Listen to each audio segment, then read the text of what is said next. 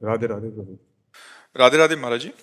प्रभु जी, मैं आपसे कर्म का रहस्य या कर्म सिद्धांत समझना चाहता हूं। आप कहते हैं कि भगवत प्राप्ति एवं भगवत प्राप्ति के अलावा सब कुछ विधि के विधान के अनुसार ही होगा, या यूं कहें कि सब कुछ तय है जब तक आप भगवान की भक्ति द्वारा उसे बदलने का प्रयास नहीं करते। भगवत प्राप्ति नहीं तय है, भजन नहीं तय है, ये नहीं तय है, ये किसी के भाग्य में नहीं लिखा है। ये हम नया भजन कर्म करके अपने पूर्व प्रारब्ध को मिटाकर भगवत प्राप्ति की रचना करते हैं। मनुष्य जन्म नए भाग्य की रचना के लिए मिला है। ये पूर्व कर्म के आधारित केवल पशुओं की तरह नहीं है कि पशुओं का जीवन जितना जहां जैसा लिखा वैसे ही होगा। मनुष्य जीवन ऐसा नहीं। हम नया कर्म कर सकते हैं। दो केवल परिणाम हम नहीं बदल सकते, आया हुआ दुख और आया हुआ सुख। पुण्य के कर्म के परिणाम से हमें सुख आएगा, पाप के कर्म परिणाम से हमें दुख आएगा। वो हम अच्छा कर्म कर रहे हैं इस समय, फिर भी हमें दुख भोगना पड़ेगा। बुरा कर्म कर रहे हैं इस समय, अगर पुण्य का चक्र आ गया तो हमको सुख भोगना है।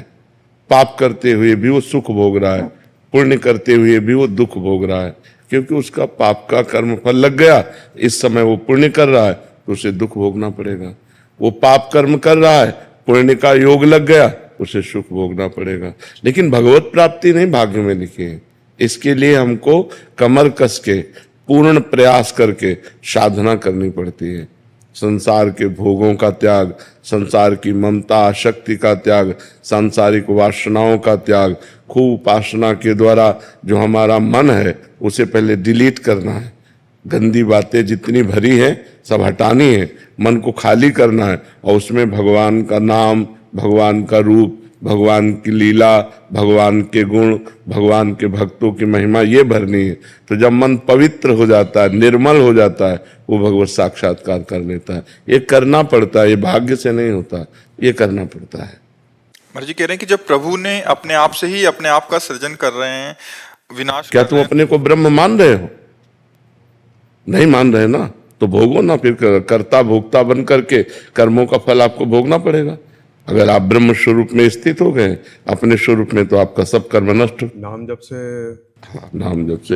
हाँ, खास बात यह है कि हमारा संसार का चिंतन छूटना चाहिए। तो जब हम नाम जप करते हैं तो संसार का चिंतन जो भरा होता है मन में वो निकलता है, और नाम जप उसमें ठस ठस के घनीभूत होता जाता है, तो भगवदाकार मन हो जाता है। भगवान के नाम में अपार सामर्थ्य है। भगवान जैसे सच्चिदानंद, ऐसे भगवान का नाम सच्चिदानंद में है। जप कर देखो, फिर बताना कैसा आनंद आता है।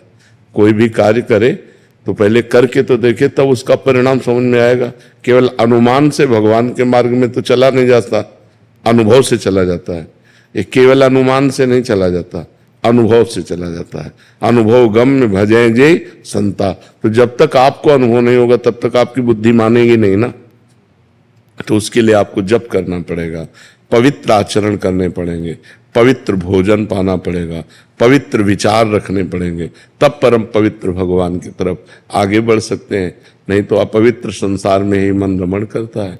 गंदे द्वारों में शरीर के, उन्हीं के भोगों की चिंतन, रुपया का चिंतन, नशे का चिंतन, बस यही सब चल रहा है। देखो ना, समाज को देखो, जो अध्यात्म से रहित हैं उनका जीवन कितना खतरनाक जीवन है। तो प्रभु नाम जप से ये सब छूट जाएगा, या कुछ और मतलब भगवान से प्रार्थना करनी पड़ेगी? ये तो स्वाभाविक, हृदय में जब पवित्रता आती तो बातचीत भगवान से शुरू हो जाती है। वो कोई प्रोग्राम की तरह नहीं होता। जब हम जप करते करते फिर देखते हमारे मन में बहुत गंदगी है, तो अपने आप प्रार्थना शुरू हो जाती है, हे प्रभु, हे करुणामय, मैं कितना प्रयास करूं, मैं प्रयास करके हार रहा हूं। देखो प्रभु, फिर मन काम की तरफ जा रहा है, फिर मन गंदी वासनाओं, नाथ मुझे बल दीजिए। तो जैसे प्रार्थना है, संत समागम है, तीर्थ अवगाहन है, ये अपने आप शुरू हो जाता है। जैसे जैसे पवित्र हृदय होता है, तो जैसे अपवित्र हृदय है तो आपका मन कहेगा गंदे जगहों की तरफ घूमने का, गंदी बातों को देखने का, गंदे भोगों के भोगने का। और जब पवित्र होने लगेगा तो आएगा चलो केदारनाथ चलते। इसलिए ये प्रश्न आया मन में, और ये अनुमान लगाया कि ये सब पाप और पुण्य जो है प्रभु ने ही बनाए हैं, तो हम भी, यदि हमारी किस्मत में पाप लिखा है, लिखा नहीं है, नहीं किस्मत में नहीं लिखा है। यदि हमने पाप किया है, अब नई किस्मत तुम क्या लिखना चाहते हो, तुम्हारे ऊपर छूट है। तुम नई किस्मत में एकदम एक भी पाप न लिखना चाहो तो एक भी पाप नहीं लिख सकते, पुण्य लिखना चाहो तो पुण्य ही पुण्य लिख सकते हो। सिर्फ भगवत प्राप्ति को ही लक्ष्य बनाए तो पाप पुण्य दोनों को नष्ट करके भगवत प्राप्ति करना होगा। न पुण्य रहेगा न पाप आए, नाम जप से सब हो जाएगा। नाम जप से सब हो जाए।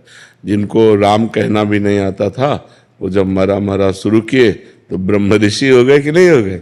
और दूसरा कोई साधन तो उनके पास था नहीं। अजामिल जीवन भर वैश्यागमन किया, पाप किया, अंतिम समय पुत्र के बहाने से नारायण निकल गया तो भगवत प्राप्त हो गया। नाम की बड़ी महिमा है। कहों कहाँ लग नाम बढ़ाई, राम न सके नाम गुण गाए। स्वयं भगवान अपने नाम की महिमा को नहीं गा सकते, इतनी अपार महिमा नाम की है। अगर आप नाम जप कर रहे हो तो तीर्थ याटन करो ना करो, नाम जप कर रहे हो दान पुण्य करो ना करो, सब कुछ हो रहा है। नाम जप पूर्ण है जी। और सत्संग सुनना भी, सत्संग से नाम जप में प्रीति होगी, सत्संग से गंदे आचरण छूटेंगे, सत्संग से भगवत मार्ग पुष्ट होगा, सत्संग से भगवत मार्ग में उत्साह होगा। सत्संग भजन कराएगा, सत्संग भजन बढ़ाएगा, सत्संग भजन पचाएगा। सत्संग अति अनिवार्य है। अगर सत्संग न हुआ तो भजन हो ही नहीं सकता। वो थोड़ा बड़ा हुआ अपराध बना, खत्म हो गया, आगे बढ़ ही नहीं सकता। भजन करना कठिन, करके बचाना कठिन, और बचा के पचाना कठिन। और भजन पच जाए तो भगवत प्राप्ति हो जाए। भजन भी अपच हो जाता है, नहीं पच हो जाता। भजन का जिसका पच गया ना, बड़ा भजनानंदी एक थप्पड़ भी मार दिया ना, भगवान तुम्हारा मंगल करें, भगवान तुम्हारी बुद्धि शुद्ध करें, भगवान तुम्हें सुख प्रदान करें, कभी दुख न प्रदान। ये पचे हुए भजन वाले की बात है।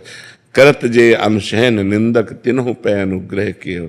जो अपनी निंदा करें, अपना अपमान करें, जो अपने को दुख दे, उनको भी सुख देने की भावना, ये पचे हुए भजन का लक्षण है।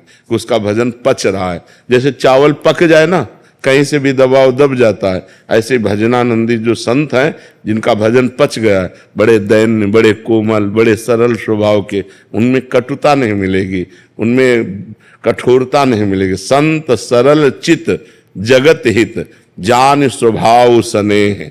उनका स्वभाव, उनका स्नेह सरल। संत ते होए न कार जाने। जब गोस्वामी जी ने संत की परिभाषा लिखना कि संत का क्या स्वरूप हो सकता है, तो बोले बड़ा कोमल संत का स्वरूप होगा। तो बोले कितना कोमल होगा? बोले मक्खन जैसा। संत हृदय नवनीत समाना। नवनीत कहते हैं मक्खन को। फिर चिंतन आया कि मक्खन में तो दोष है। मक्खन जो है निज परिताप द्रवई नवनीता, पर दुख द्रवई सुसंत पुनीता। बोले संत हृदय नवनीत समाना, कहा कविन पर कहीं न जाना। लिख तो दिया चौपाई में, संत का हृदय मक्खन के समान, पर बोले कवि ने कहना चाहा पर कह नहीं पाया सही। इसमें गलती हो गई। क्या कि निज परिताप द्रवे नवनीता, स्वयं ताप लगने पर मक्खन पिघलता है, लेकिन संत दूसरे के दुख को देखकर द्रवित हो जाते हैं। पर दुख द्रवई सुसंत पुनीता। तो संत का हृदय, भजनानंदी का हृदय, भक्त का हृदय बड़ा कोमल सरस और बड़ा कृपाल उदार हो जाता है। तभी तो उसे महात्मा कहते हैं। सबको आत्मा कहते हैं, उसे महात्मा कहते हैं, महान आत्मा। समझ पा रहे हो? हाँ, तो ये भगवान के नाम से हो जाएगा।